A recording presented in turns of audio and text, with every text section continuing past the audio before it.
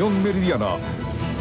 Abierta a todos los venezolanos por Venevisión, tu canal independiente.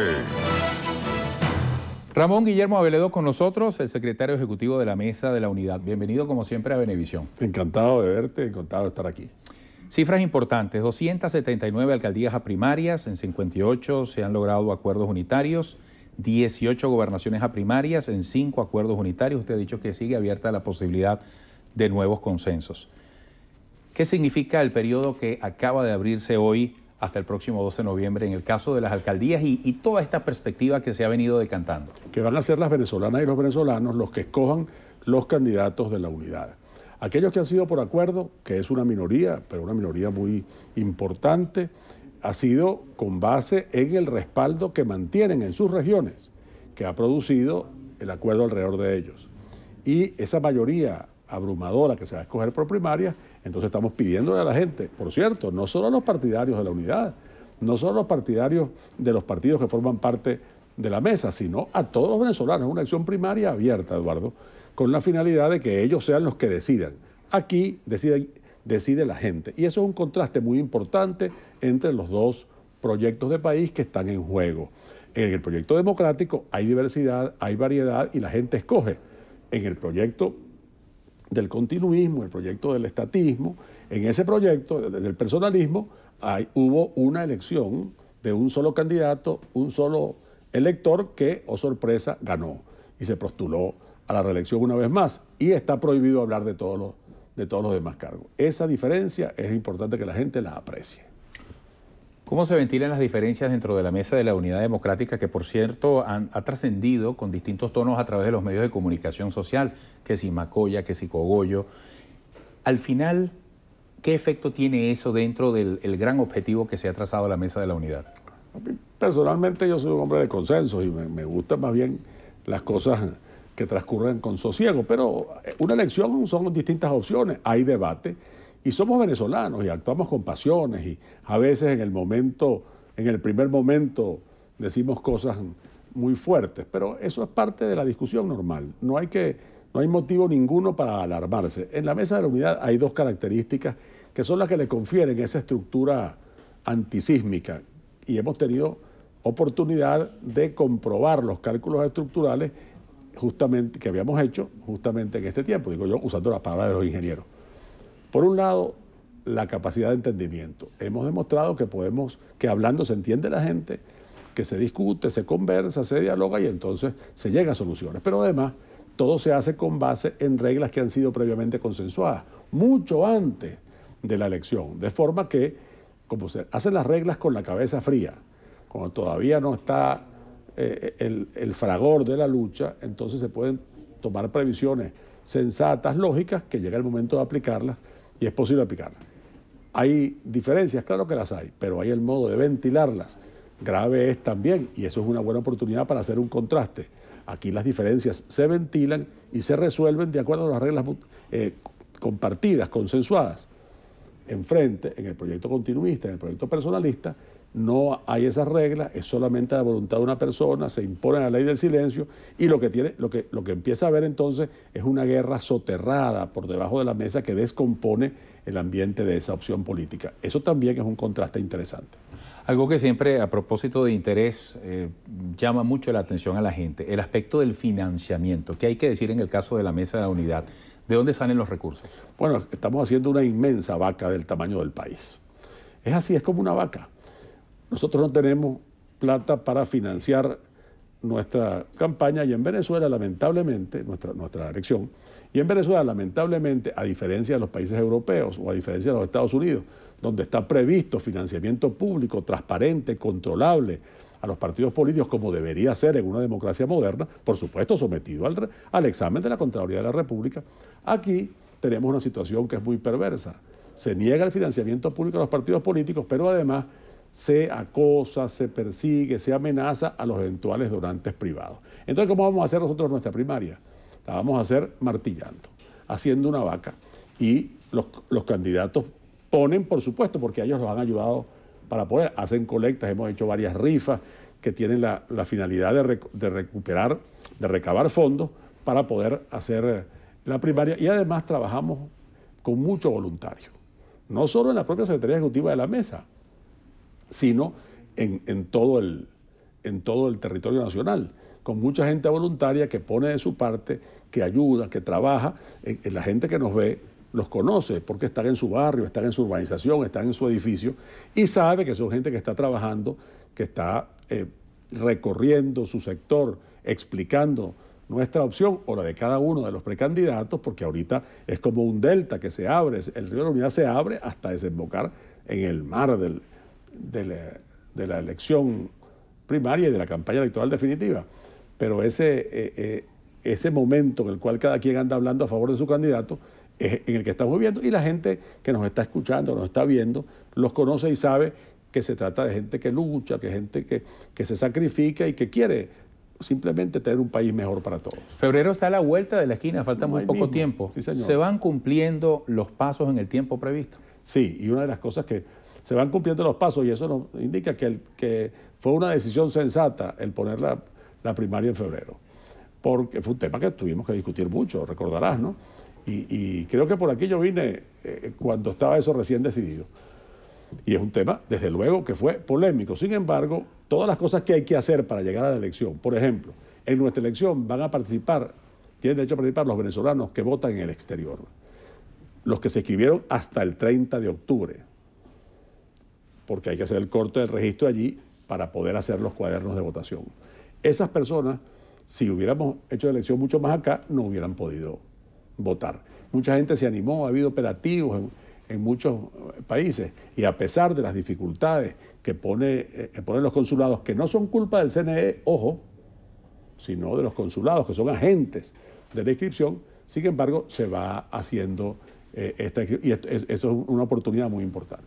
Vamos a regresar con otros temas más allá de lo estrictamente electoral, como lo económico, lo político, la ley de arrendamiento, qué efecto tiene dentro de la sociedad venezolana, con Ramón Guillermo Aveledo. Quédese ahí.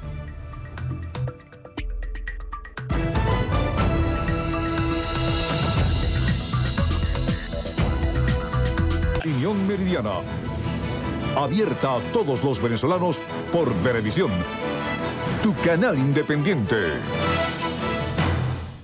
Estamos proyectando en Venezuela con mucha expectativa el próximo año y los que vendrán. El tema presupuestario, las implicaciones del petróleo, su precio en el mercado y las estimaciones que se han hecho para el próximo presupuesto. Quienes aspiran a gobernar tienen que manejar esto con mucha responsabilidad. Así es. ¿Qué están colocando ustedes desde el punto de vista prioritario? Ahí es muy importante el análisis del actual proyecto de ley de presupuesto para el año que viene. Hay, por cierto, en las encuestas una percepción en la gente de que el año que viene va a haber una mejor situación económica en la calle porque es año electoral y el gobierno va a gastar mucho.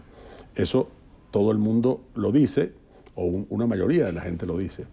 Es interesante también el dato de que el petróleo, aun cuando todo indica, dado la importancia del consumo en Asia, en China y en India, y los conflictos en el Oriente Medio, a pesar de la decadencia de las importaciones petroleras en Europa y en Estados Unidos, sin embargo se va a mantener en un precio alto, en un precio que en ningún caso, ayer yo estaba viendo escenarios entre 110 y 85 dólares barril.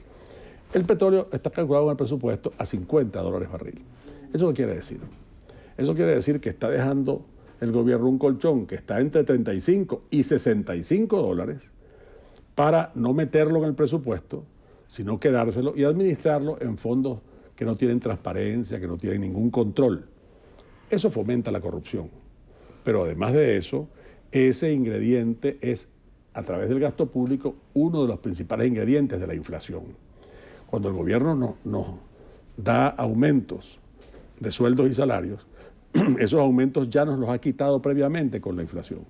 Porque cuando un país tiene una inflación de 20 y tanto %, tendremos este año 23, calculan, y el año que viene más o menos por allí. Lo que está pasando es que 1 de cada 4 bolívares que ganamos nos lo está quitando la inflación. Así que calculemos, porque nos está quitando porque está perdiendo valor. Calculemos que pagaremos impuestos, pagaremos IVA, pagaremos impuestos sobre la renta, todas esas cosas todos los venezolanos, pero hay un bolívar de cada 4 que ya nos lo quita la inflación, que nos empobrece. Por eso es que el presupuesto tiene que ser una herramienta para la prosperidad, no para el empobrecimiento de los ciudadanos. Y así como está concebido, es para eso. Y hay también, por supuesto, otro asunto que es muy importante. En Venezuela viene creciendo el sector público de un modo, digamos, muy acelerado, en perjuicio del sector privado.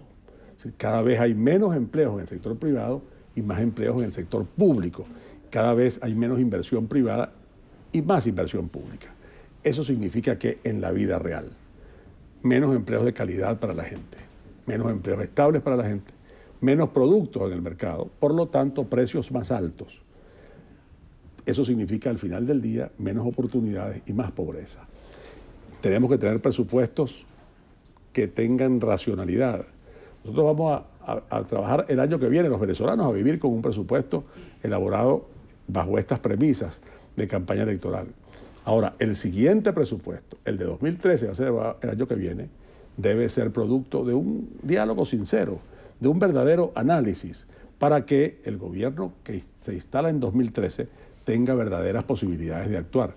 Como nosotros pensamos asumir esa responsabilidad, ese es nuestro trabajo, el lograr darle al país una alternativa, le ponemos especial atención a la situación de las finanzas públicas. Abeledo, en esta visión de país, cuando hay sectores que a través de lo que es la ley de arrendamiento muestran preocupación, la propiedad privada, la confianza, la inversión, un instrumento como este, según el análisis que ustedes hayan hecho, ¿de qué manera impacta no solamente lo estrictamente habitacional, lo estrictamente inmobiliario, sino el resto del orden en Venezuela? Esa pregunta es muy importante. Mira, lo han estado sosteniendo nuestros diputados en el seno de la Asamblea y yo espero que en estos días en los que estamos el presidente reflexione sobre esto. Hay quienes dicen que ese proyecto de ley lo han hecho con la finalidad de perjudicarnos porque va a causarle tantos problemas, pero se lo causa al país. Mira, hay problemas. En primer lugar, una ley tiene que ser para fomentar que haya vivienda, mucha vivienda, para alquilar o para vender.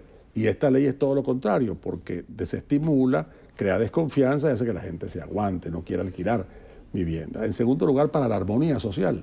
Vamos a tener problemas, mira, en muchas partes del país, en los barrios sobre todo, la gente, ha ampliado, ha construido otra pieza con la finalidad de alquilar.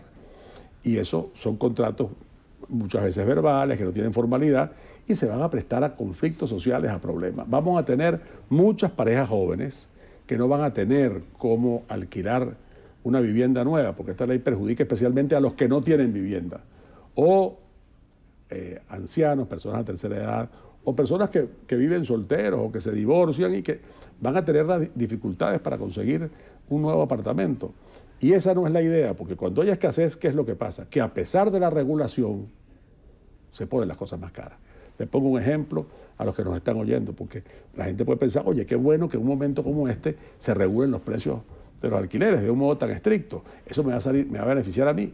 Pero que veamos el ejemplo de los alimentos, por ejemplo. Allí en los rubros que han estado más regulados es donde más aumenta. Eso es una cosa que tenemos que evitar que ocurra en la vivienda, porque eso le da muchísima inseguridad a las personas. En segundos, un mensaje para la Venezuela que sigue con atención todo lo que está ocurriendo en la generalidad de este escenario preelectoral. Bueno, nosotros tenemos por delante una oportunidad que tenemos todos los venezolanos de escoger al próximo líder del país, y a la próxima visión que predominará desde el gobierno. La unidad le da a todos los venezolanos esa oportunidad. Aprovechémosla, votemos para elegir nuestro candidato presidencial, nuestro candidato gobernador, nuestro candidato alcalde y para abrirle camino a una nueva Venezuela. Gracias, Ramón Guillermo Abeledo, mucho éxito. Hasta pronto. Muchas gracias a ti. Secretario Ejecutivo de la Mesa de la Unidad Democrática.